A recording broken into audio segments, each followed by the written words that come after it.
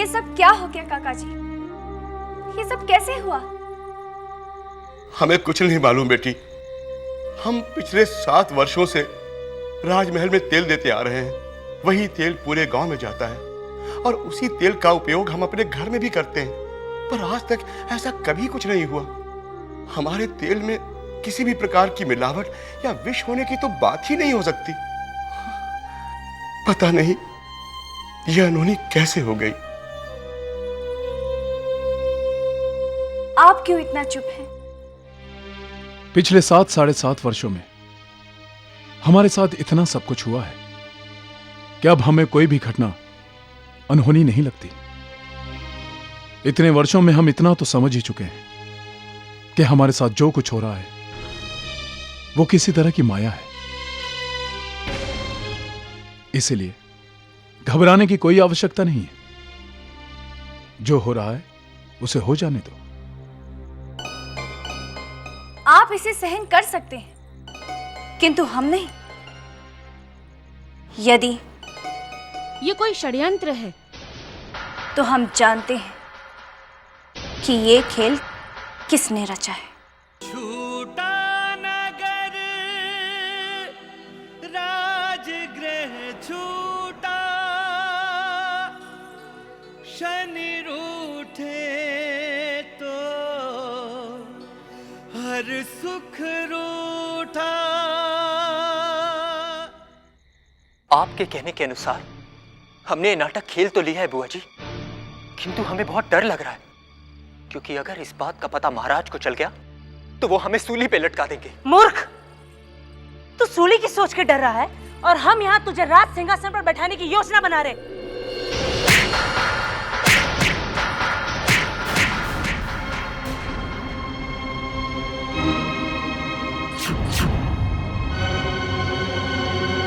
तुम्हारी इतनी हिम्मत, तुमने हम पर हाथ उठाया।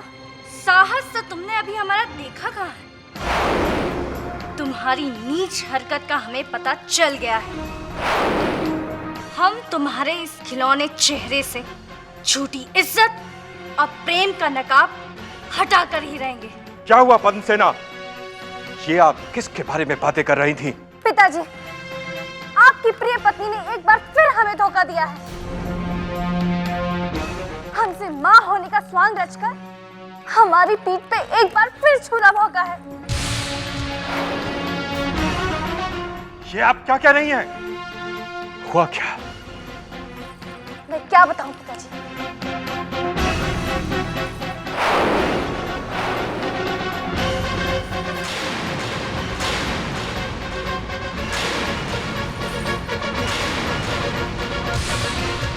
मैंने दामोल और इनकी बातें स्वयं अपने कानों से सुनी।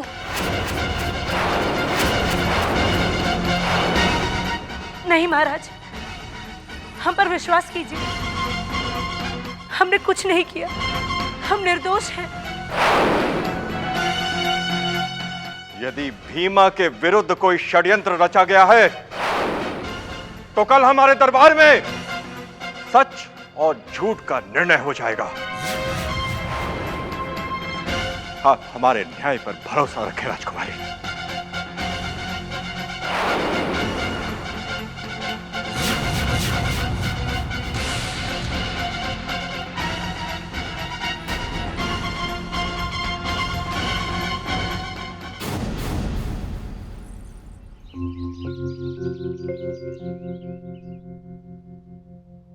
महाराज, इन दोनों पर आरोप है कि इन्होंने मिलावटी तेल राजमहल में भिजवाया, जिससे हमारे 7 सैनिकों की मौत हो गई और 6 सैनिक अपनी आंखें खो बैठे। किंतु यह भी तो हो सकता है कि मिलावट इन दोनों ने ना की हो, बल्कि इनके विरुद्ध ही कोई षड्यंत्र रचा गया हो। शनिदेव, जहां पर तेल रखा जाता है वहां पर रसोई के सिवा किसी और की भी जाने की मनाही है, और रसोई की खोजबीन के बाद उसे निरपराध पाया गया है। रसोई का निर्दोष होना इन दोनों का अपराध सिद्ध नहीं करता।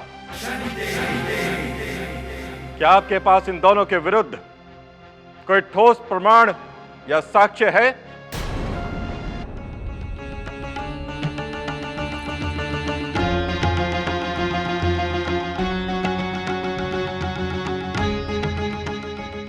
राजा उग्रसेन के दरबार में कभी भी किसी के साथ अन्याय नहीं किया जाता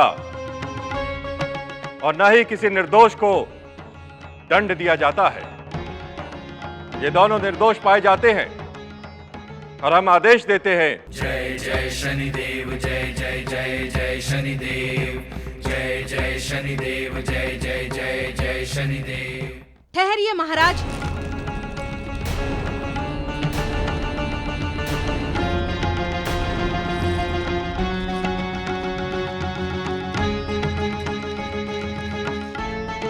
ये दोनों अपराधी हैं। इनके अपराधी होने का प्रमाण मेरे पास है महाराज।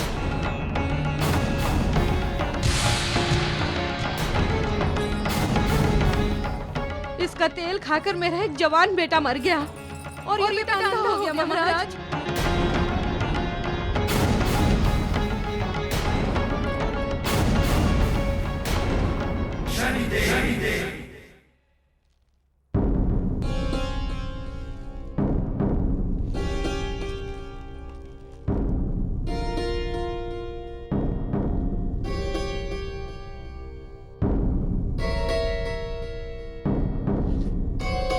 ये सचमुच अंधा है महाराज।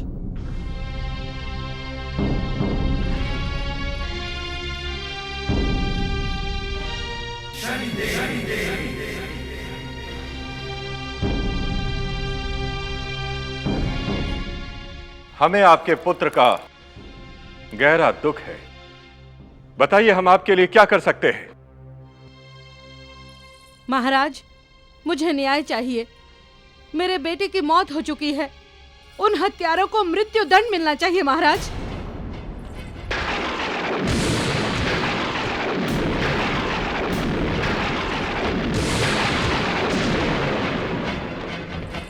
इन्हें मृत्यु दंड दिलवाकर ना तो तुम्हें तुम्हारा बेटा वापस मिल सकता है और ना ही दूसरे बेटे की आंखों की ज्योति।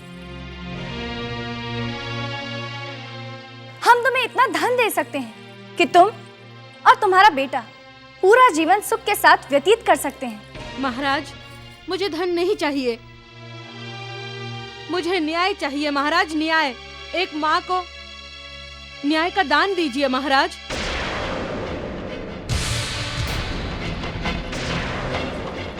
नए साक्ष्य और प्रमाण के आधार पर इन दोनों का अपराध सिद्ध हो जाता है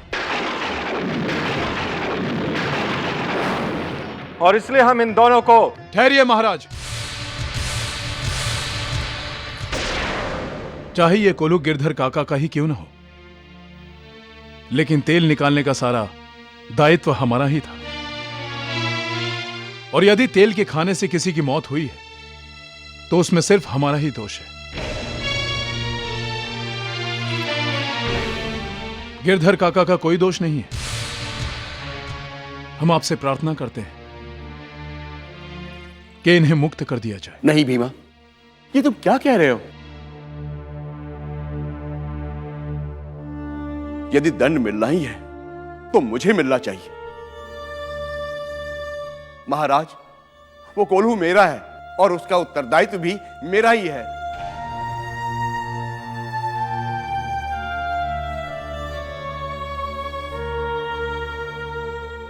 महाराज, हमें अपना अपराध स्वीकार है।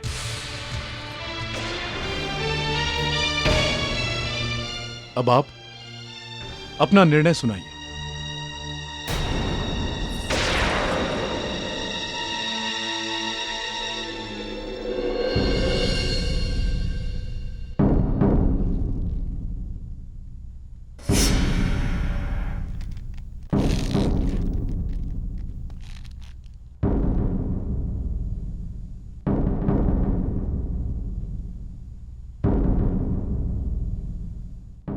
भीमा को यह दंड दिया जाता है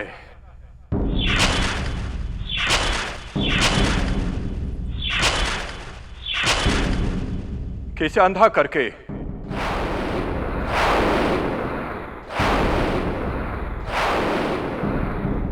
सूली पर चढ़ा दिया जाए।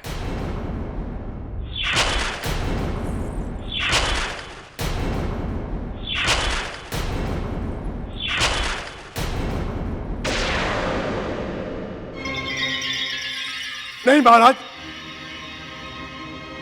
दया कीजिए महाराज, मेरा भीमा निर्दोष है। राजकुमारी जी,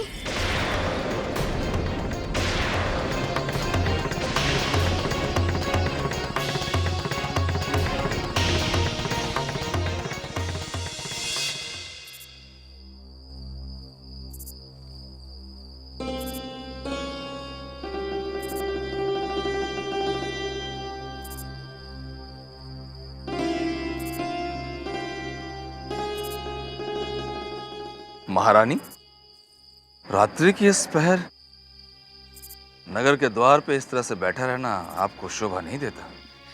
आप शायद भूल रहे हैं काका महाराज, आज उनकी 7:30 समाप्त होने का आखिरी दिन है।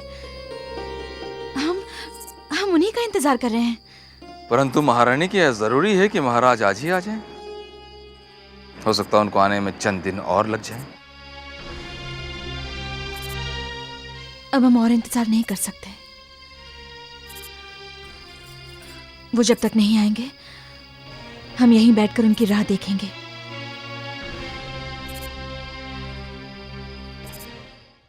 भीमा, भीमा, भीमा,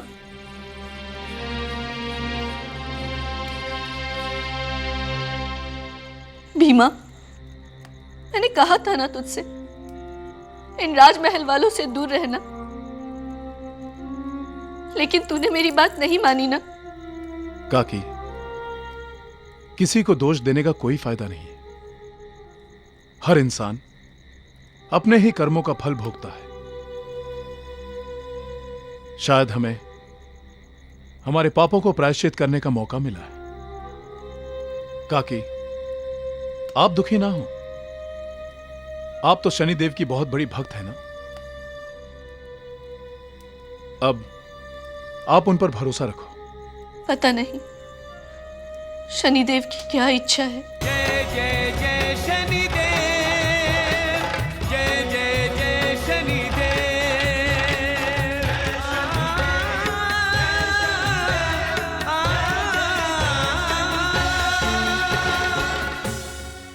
आपके मिलने का समय समाप्त हो गया।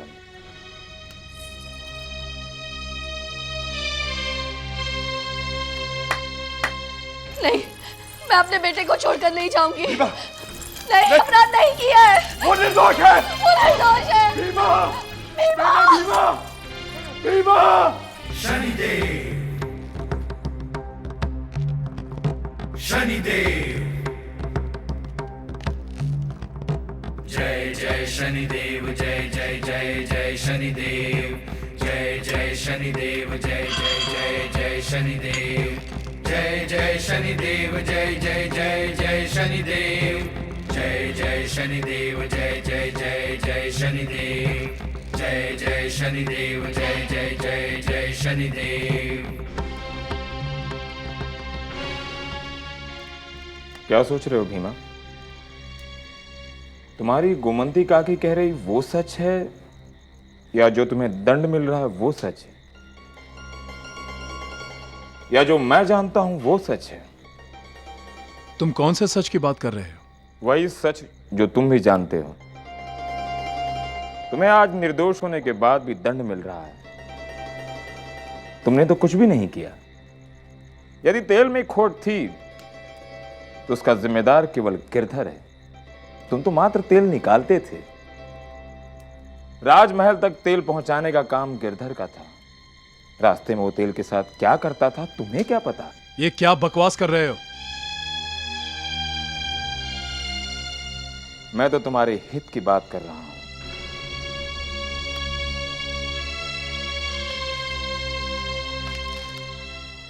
राजकुमारी तुमसे प्रेम करती है। यदि तुम एक बार कह दो कि तुम निर्दोष हो, अपराध तुमने नहीं गिरधर ने किया है, तो सारा दंड गिरधर को मिल जाएगा और तुम बच जाओगे।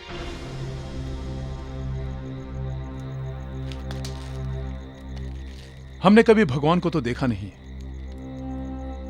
पर हमारे लिए गिरधर काका ही स्वयं भगवान है। और भगवान को ना ही अपराधी बनाया जा सकता है और ना ही कभी उन पे आरोप लगाया जा सकता है। एक बार फिर सोच लो, तुम आज अपने आप को दंड से बचा सकते हो, बरसों से बिछड़े हुए अपने उज्जैनी में वापस पहुंच सकते हो, अपनी पत्नी से मिल सकते हो,